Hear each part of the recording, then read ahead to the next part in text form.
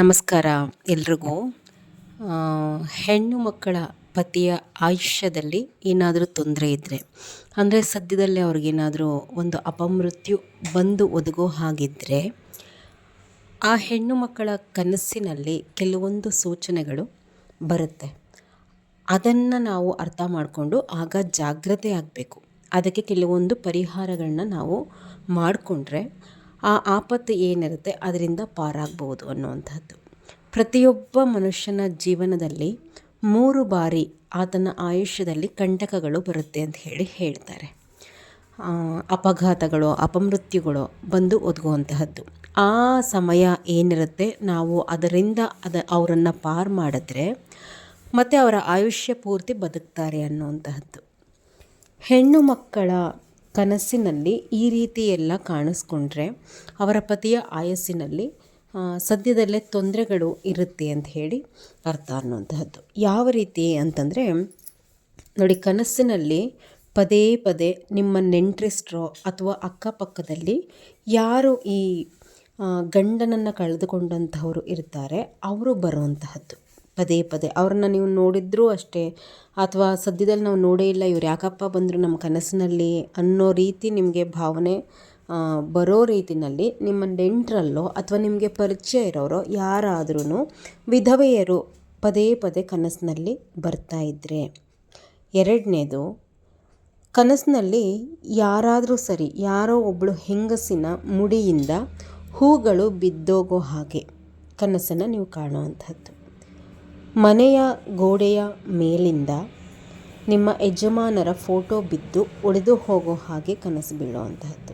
ನೀವು ಮನೆಯಲ್ಲಿ ಹಾಕಿರಲ್ವೋ ಗೋಡೆ ಮೇಲೆ, ಅದೆಲ್ಲ ಅಲ್ಲ. ಒಟ್ಟಿನಲ್ಲಿ ನಿಮ್ಮ ಕನಸಿನಲ್ಲಿ ಆ ಗೋಡೆ ಮೇಲಿಂದ ನಿಮ್ಮ ಯಜಮಾನರೇನಿರ್ತಾರೆ ಅವ್ರ ಫೋಟೋ ಆ ಗೋಡೆ ಮೇಲಿಂದ ಬಿದ್ದು ಒಡೆದು ಹೋಗೋ ಹಾಗೆ ಕನಸು ಬೀಳುತ್ತೆ.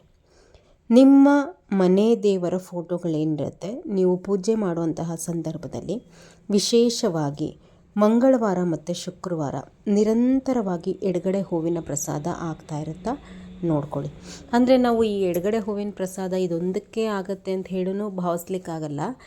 ಇದರ ಜೊತೆಗೆ ಅಂದರೆ ನಿಮ್ಮ ಮನೆ ದೇವರುಗಳು ಏನಿರುತ್ತೆ ಮಂಗಳವಾರನೇ ಮತ್ತು ಶುಕ್ರವಾರನೇ ಕಂಟಿನ್ಯೂಸ್ ಆಗಿ ನಮಗೆ ಪೂಜೆ ಮಾಡಿದಾಗ ಎಡಗಡೆ ಪ್ರಸಾದ ಆಗ್ತಾ ಇದೆ ಅನ್ನೋದ್ರ ಜೊತೆಗೆ ಈ ರೀತಿ ಏನಾದರೂ ಅವಲಕ್ಷಣಗಳು ಸಹ ಕನಸಿನಲ್ಲಿ ನನಗೆ ಹೇಳ್ತಾ ಇದ್ದೀನಲ್ವ, ಆ ಥರದ್ದು ಏನಾದರೂ ಕಾಣಿಸ್ಕೊಳ್ಳುತ್ತಾ ಅಂತಹದ್ದನ್ನು ಸಹ ನೋಡ್ಕೋಬೇಕು. ಇನ್ನು ಮುಂದೆ ಕಳಸ ಬಿದ್ದೋಗುವಂತಹದ್ದು ಮನೆಯಲ್ಲಿ. ಈಗೇನು ನಾವು ಪೂಜೆ ಮಾಡಲಿಕ್ಕೆ ಹೋಗ್ತೀವಿ ಅಥವಾ ದೇವ್ರ ಮನೆಯಲ್ಲಿದ್ದಾಗ ನಮಗೆ ಗೊತ್ತಾಗದಲೇ ಇರೋ ರೀತಿಯಲ್ಲಿ ಅಚಾನಕ್ಕಾಗಿ ಕಳಸ ಹೊರಟು ಹೋಗುವಂತಹದ್ದು, ಇದೆಲ್ಲವೂ ಮನೆಯಲ್ಲಿ ಯಾವುದು ಸುಮ್ಮನೆ ನಡೆಯಲ್ಲ. ಅಂದರೆ ಕಳಸ ಬಿದ್ದೋಗುವಂತಹದ್ದು ಅಥವಾ ದೇವ್ರ ಫೋಟೋಗಳೇನಿರುತ್ತಲ್ವ ಆ ಫೋಟೋಗಳು ಬಿದ್ದು ಒಡೆದೋಗೋವಂಥದ್ದು, ಈ ರೀತಿ ಎಲ್ಲ ನೋಡ್ಕೋಬೇಕು. ಮತ್ತು ಈ ರೀತಿ ಕನಸುಗಳು ಪದೇ ಪದೇ ಬೀಳ್ತಾ ಇದೆ ಅಂತಂದಾಗ ನೀವೇನು ಮಾಡಬೇಕು ಅಂತಂದರೆ, ಅಂದರೆ ಹೆದರಿಸ್ಲಿಕ್ಕೆ ನಾನು ಇವೆಲ್ಲ ಹೇಳಲಿಲ್ಲ. ಈ ರೀತಿ ಕನಸುಗಳು ನಮಗೆ ಬಿದ್ದಾಗ ನಾವು ಪೂಜೆ ಮಾಡುವಂತಹ ಏನು ನಾವು ಇಷ್ಟಪಡುವಂತಹ ದೈವವಾಗಿರ್ಬೋದು ಅಥವಾ ನಮ್ಮ ಮನೆ ದೇವರುಗಳಾಗಿರ್ಬೋದು ನಮಗೆ ಕನಸಿನ ಮೂಲಕ ಸೂಚನೆ ಕೊಡ್ತಾರೆ.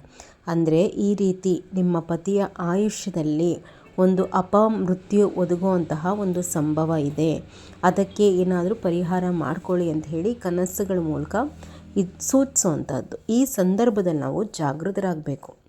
ಯಾರಾದರೂ ಜ್ಯೋತಿಷಿಗಳು ಅಂದರೆ ನಮಗೆ ಚೆನ್ನಾಗಿ ಗೊತ್ತಿದ್ದಾರಪ್ಪ, ಇವರು ಹೇಳುವಂತಹದ್ದು ನಮಗೆ ಸತ್ಯವಾಗುತ್ತೆ, ಒಳ್ಳೆ ಥರದಲ್ಲಿ ಹೇಳ್ತಾರೆ ಅನ್ನೋವಂಥವ್ರ ಹತ್ರ ನೀವೇನು ಮಾಡಬೇಕು ಅಂತಂದರೆ, ನಿಮ್ಮ ಮನೆಯವರ ಕುಂಡಲಿ ಏನಿರುತ್ತೆ ಪ್ರತಿಯೊಬ್ಬರೂ ಸಹ ಕುಂಡಲಿನ ಬರೆಸಿ ಇಟ್ಕೊಳ್ಳಿ. 100 ರೂಪಾಯಿ ಕೊಟ್ಟರೆ ಕುಂಡಲಿ ಬರೆದು ಕೊಡ್ತಾರೆ. ಅದು ನೀವು ಮನೆಯಲ್ಲಿ ಹೊಸದಾಗಿ ಮಕ್ಕಳು ಹುಟ್ಟಿದ್ರೂ ಸರಿ ಅಥವಾ ನಾವು ಇಲ್ಲಿನ ತನಕ ಬರೆಸಿಲ್ಲ ಅಂದರೂ ಸರಿ, ನೀವು ಆ ಕುಂಡಲಿ ಬರೆಸಿದಾಗ ಏನಾಗುತ್ತೆ ಅಂತಂದರೆ, ಈ ರೀತಿ ಏನಾದರೂ ಇಷ್ಟನೇ ವಯಸ್ಸಿನಲ್ಲೇನೇ ಈ ರೀತಿ ಒಂದು ಅಪಮೃತ್ಯು ಬಂದೊದಗುವಂತಹ ಸಾಧ್ಯತೆ ಇದೆ ಅಂತಂದು ಅನುಭವಸ್ಥರಾದರೆ ನೀವು ಬರೆಸ್ತಿರಲ್ವ ಆವಾಗಲೇ ಹೇಳ್ತಾರೆ, ಅಂದರೆ ಈ ವಯಸ್ಸಿನಲ್ಲಿ ಇವರಿಗೆ ಕಂಟಕ ಇದೆ ಇವರ ಆಯುಷ್ಯಕ್ಕೆ ಅಂತ ಹೇಳಿ. ಈ ರೀತಿ ಏನಾದರೂ ನಿಮಗೆ ಕನಸುಗಳು ಬಿದ್ದಾಗ ನೀವೇನು ಮಾಡಬೇಕು ಅಂತಂದರೆ, ಒಂದು ಕುಂಡಲಿ ಬರೆಸ್ಬಿಟ್ಟು ಏನಾದರೂ ಜಾತಕದಲ್ಲಿ ದೋಷಗಳಿದೆಯಾ ಅನ್ನುವಂತಹದ್ದನ್ನು ಕೇಳಿ ಅವರಿಂದ ಪರಿಹಾರನೂ ಸಹ ಕೇಳ್ಕೊಳ್ಳಿ. ಅಂದರೆ ಈ ಕಂಟಕ ಕಳಿಬೇಕಾದ್ರೆ ನಾವು ಏನು ಪರಿಹಾರ ಮಾಡ್ಕೋಬೇಕು ಅಂತಂದು ಅವರ ಬಾಯಿಯಿಂದ ಏನು ಬರುತ್ತೆ ಕೇಳಿ ಆ ರೀತಿಯ ಪರಿಹಾರವನ್ನು ಮಾಡ್ಕೊಳ್ಳಿ. ಈ ವಿಚಾರದಲ್ಲಿ ಸ್ವಲ್ಪ ಜಾಗೃತೆಯಾಗಿರಬೇಕು. ಇಲ್ಲಿ ನಾನು ಅದಕ್ಕೆ ಮೊದಲೇ ಹೇಳಿದೆ ನಿಮಗೆ ಯಾರಾದರೂ ಚೆನ್ನಾಗಿ ಪರಿಚಯ ಇರೋವಂತಹವರ ಹತ್ರ ಬರೆಸ್ಕೊಳ್ಳಿ. ಏಕೆ ಅಂದರೆ ನಿಮ್ಮ ತೊಂದರೆಗಳನ್ನ ಅವರು ಬಂಡವಾಳ ಮಾಡಿಕೊಂಡು ಹೆಚ್ಚಾಗಿ ದುಡ್ಡು ಕೇಳ್ತಾರಲ್ಲ ಅಂಥವ್ರ ಹತ್ರ ಎಲ್ಲ ಹೋಗ್ಲಿಕ್ಕೆ ಹೋಗಬೇಡಿ. ಒಳ್ಳೆಯವ್ರ ಹತ್ರ ಹೋಗಿ ಆದಷ್ಟು ಸರಳವಾಗಿ ಪರಿಹಾರ ಕೇಳ್ಕೊಳ್ಳಿ. ಅಂದರೆ ತುಂಬ ಹಣಕಾಸು ಕಳ್ಕೊಳ್ಳೋವಂಥದ್ದು ಆ ಥರ ಬೇಡ. ಹೇಳ್ತಾರೆ ಒಳ್ಳೆಯವರಾದರೆ ಬಹಳ ಸರಳವಾದಂತಹ ಖರ್ಚುಗಳು ಪರಿಹಾರನೇ ಹೇಳ್ತಾರೆ ಅವರು. ಅಂತಹದ್ದನ್ನು ಕೇಳ್ಕೊಳ್ಳಿ. ಯಾಕೆ ಅಂತಂದರೆ ಈಗ ಒಬ್ಬಳು ಹೆಣ್ಣು ಮಗಳಿಗೆ ಗಂಡ ಅಂತಂದರೆ ಸರ್ವಸ್ವ. ಆ ಸೌಭಾಗ್ಯ ಹೋಯ್ತು ಅಂತಂದರೆ ನಮಗೆ ಜೀವನನೇ ಇಲ್ಲ ಅಂತಂದು ಅವ್ರಿಗೋಸ್ಕರ ನಾವು ಒಂದೇನೋ ಸ್ವಲ್ಪ ಹಣಕಾಸು ಖರ್ಚು ಮಾಡಿ ಪರಿಹಾರ ಮಾಡ್ಕೊಳ್ಳೋವಂತಹದ್ದು ಯಾವ ದೊಡ್ಡ ವಿಚಾರವೂ ಅಲ್ಲ ಅಂತ ಹೇಳಿ ನನ್ನ ಒಂದು ಭಾವನೆ.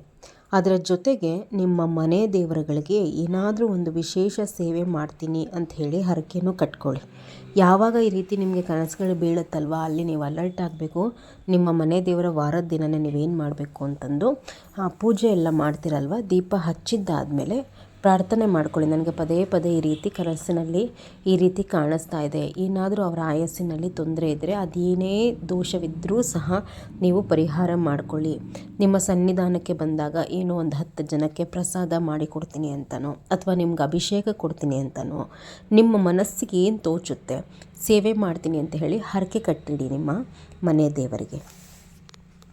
ನಾನು ಆಗಲೇ ಹೇಳಿದೆ ನಿಮಗೆ, ಒಬ್ಬ ಮನುಷ್ಯನಿಗೆ ಜೀವನದಲ್ಲಿ ಆತನ ಸಂಪೂರ್ಣ ಆಯುಷ್ಯ ಏನಿರುತ್ತಲ್ಲ ಅದು ಮುಗಿಯೋದ್ರೊಳಗಡೆ 3 ಬಾರಿ ಗಂಡಾಂತರಗಳಿರುತ್ತಂತೆ. ಅಂದರೆ ಅವರ ಆಯಸ್ಸಿನಲ್ಲಿ ಆ ಸಮಯ ಏನಿರುತ್ತೆ ಆ ಸಮಯವನ್ನು ಭಗವಂತನ ಪ್ರೇರಣೆಯಿಂದ ನಾವು ಪಾರು ಮಾಡ್ಕೊಂಡ್ಬಿಟ್ರೆ ಆಯಸ್ಸು ಪೂರ್ಣ ಅವರು ಜೀವನ ಸಾಗಿಸ್ತಾರಂತೆ.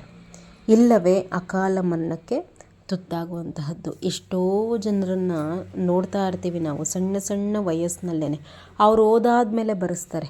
ಜಾತಕಗಳನ್ನ ಬರೆಸೋದು ಅಲ್ಲಿ ಇಲ್ಲಿ ಕೇಳೋದು ಮಾಡಿದಾಗ ಈ ವಯಸ್ಸಿನಲ್ಲಿ ಅವ್ರಿಗೆ ಕಂಟಕ ಇತ್ತಂತೆ, ನೀವು ನೋಡ್ಕೋಬೇಕಾಗಿತ್ತು ಮೊದಲೇ ಅನ್ನುವಂತಹ ಮಾತುಗಳು ಆ ವ್ಯಕ್ತಿನ ಕಳ್ಕೊಂಡಾದಮೇಲೆ ಆ ಕುಟುಂಬಗಳಲ್ಲಿ ಬರುತ್ತೆ. ಕಾಲ ಮಿಂಚು ಹೋದ್ಮೇಲೆ ಫಲ ಇರಲ್ಲ. ಯಾವುದನ್ನೇ ಆಗಲಿ ನಮಗೆ ಈ ರೀತಿ ಎಂತಹ ಮನುಷ್ಯನಿಗೂ ಈ ರೀತಿ ಎಲ್ಲ ಮುಂದೆ ಒದಗುತ್ತೆ ಒಂದು ದುಸ್ಥಿತಿ ಅಂತಂದಾಗ ಯಾವುದಾದ್ರೂ ರೂಪದಲ್ಲಿ ನಾವು ಪೂಜೆ ಮಾಡುವಂತಹ ಭಗವಂತನಿಂದ ನಮಗೆ ಸೂಚನೆ ಸಿಗುತ್ತೆ. ಆವಾಗ ಬಹಳ ಬೇಗ ನಾವು ಹುಷಾರಾಗಿ ಪರಿಹಾರ ಮಾಡ್ಕೊಂಬಿಡ್ಬೇಕು. ಇಲ್ಲ ನಮ್ಮ ಮನೆ ದೇವರಿಗೆ ಒಂದು ಹರಕೆಯನ್ನು ಕಟ್ಟಿ ಒಳ್ಳೆಯದಾಗತ್ತೆ. ಇನ್ಫಾರ್ಮೇಷನ್ ಇಷ್ಟ ಆಗಿದೆ ಅಂತ ಹೇಳಿ ಭಾವಿಸ್ತಾ ನನ್ನ ಮಾತನ್ನು ಮುಗಿಸ್ತೀನಿ. ನಮಸ್ಕಾರ ಎಲ್ರಿಗೂ.